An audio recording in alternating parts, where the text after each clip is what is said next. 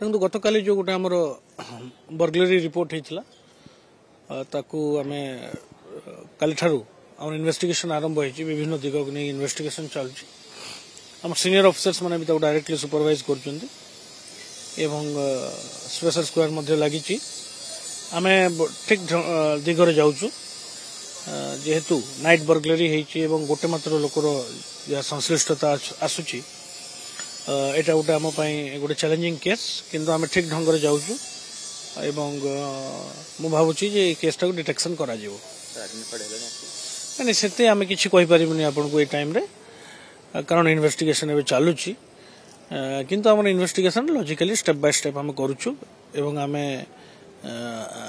विभिन्न दिग को देखिक तार तर्जमा करा देखो आम मल्टीपल टीम या काम कर नयापल्ली टीम एवं स्पेशल स्क्वाड रो 3टा टीम कराई मु विशेष किसी इन्वेस्टिगेशन विषय कहवाई चाहूनी किंतु मुझे कहबी जे investigation is going on properly.